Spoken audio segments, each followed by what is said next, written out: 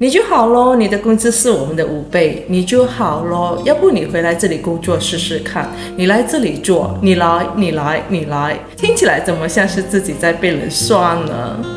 嘿，大家好，我是小云。我在荷兰生活和工作了将近20年，最近旅居马来西亚，就有朋友问有没有考虑长居马来西亚。我在想，如果长居马来西亚，就唯有创业。有些朋友认为在国外生活和赚钱是为了回来马来西亚有更好的生活，那既然回来了，为什么还要帮人打工呢？对吧？他们说的也没错，其实。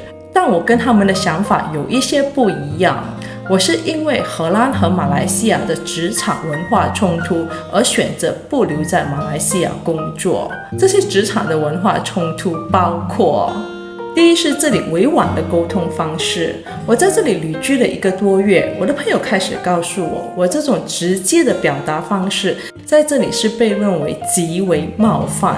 尤其是在办公室里，如果我们直接表达或是直接拒绝某个任务，当下的同事或是上级都不会对你说些什么或是做些什么，但之后的麻烦你就会发现他会无影无形的看上你。所以在这里，无论是要表达自己或是拒绝别人，都要用很委婉的方式。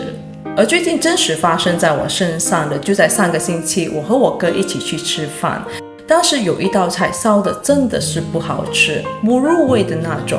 刚好当天的师傅走出来和我们聊了2句，当时我就跟师傅说，师傅你今天煮的菜都非常好吃，但这一道真的不行哦，不入味，不是很下饭。师傅当下没有说些什么，只说今天的火候掌握的不够好。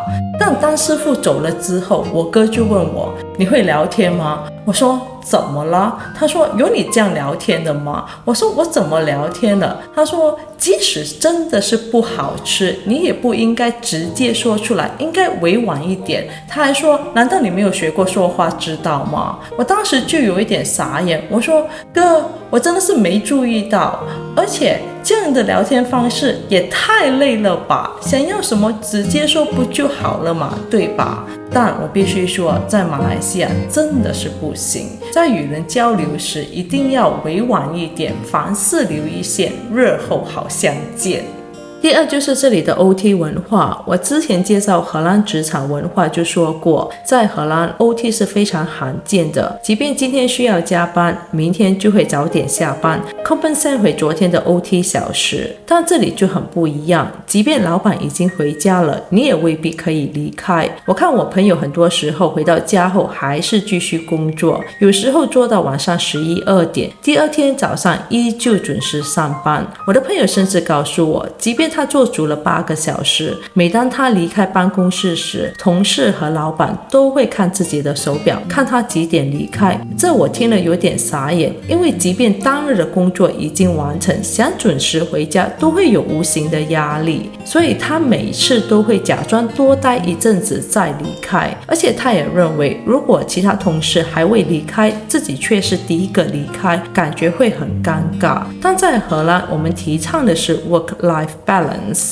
第三是这里的工作压力，但我必须说这是见仁见智，有些人比较喜欢有工作压力的氛围，他们觉得压力就是动力，但也有些人觉得这就是有自虐的倾向。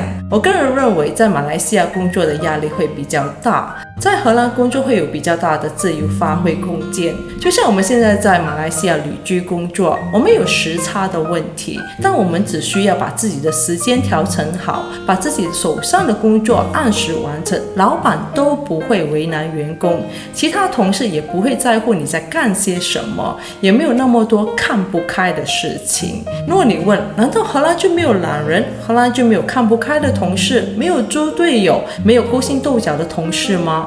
你们想的这一些通通都有，但大家也不傻，而且荷兰的企业文化比较直接，我们可以估计一个 assignment 大概需要多久的时间去完成。在没有突发情况下，如果你无法按时完成工作，做事时常出错，每次都需要同事帮你收拾烂摊子，那你的老板也一定会请你去 one-on-one meeting， 告诉你他们不满意的地方。第四是这里 hierarchy 的文化挺重的，就是上级和下属分得非常清楚，而且大多时候都是上级说了算，即便你不认同，也没有办法真的去拒绝他们。在这里工作的朋友都告诉我，很多时候都没有商量或是讨论的余地，分给你什么就是什么，感觉这里的上级蛮强势的。在荷兰工作，你的上级也会请你去做事，可是可能讲话的方式就不太一样，而且都是可以商量的，我们可以不认同，也可以拒绝。一般上级也不会强迫你一定要这样做或是那样做，每个人都是独立的个体，做事的风格也不太一样。我个人比较喜欢这样的工作方式。还有的就是能见度，就是这里的员工非常积极，爱表现自己这一方面，尤其是在老板、螃蟹的老板、别的部门的老板面前，这并没有什么不好哦。在荷兰也有同样的情况。以能见度这件事来看，这员工其实做得非常成功，但很多 project 并不是一个人可以完成的。我大马的朋友告诉我，这里会把 credit 给 team member 的并不多，不能说完全没有，但就是不多。实话实说，我们非常愿意给别人 credit， 最少在我多年的荷兰企业生涯是如此，因为大家并不傻，一眼望去就知道整个 project 并不可能只是一个人的功劳，你不说，其他人也会直接说，而且老板也会回过来说，其实是谁的 credit， 就是不是一个人的 credit 这样。原本的作者们，他们还是有他们的功劳。我个人认为，在荷兰你会被看见，也会被听见。这样分析下来之后，我就问我的朋友和家人，如果员工在马来西亚的职场上不幸因为工作压力而发生了 burn out 的情况，那该怎么办呢？他们就是说，那你下一步很大可能就是自己辞职或是被炒咯。其实马来西亚和荷兰的工作差异不止这一些，真的还有很多，比如说福利啊、工资啊等等。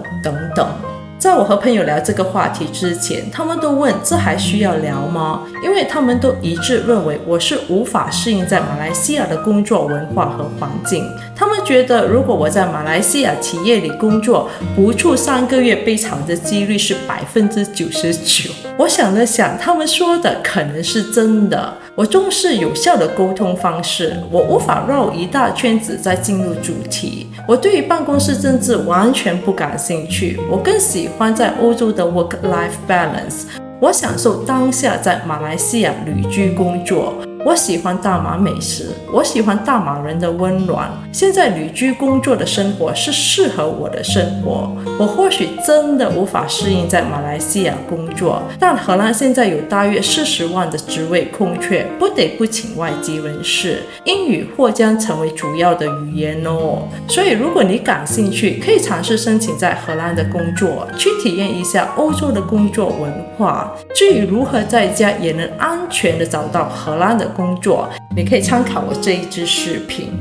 好的，今天的分享就到这里，谢谢大家的收看。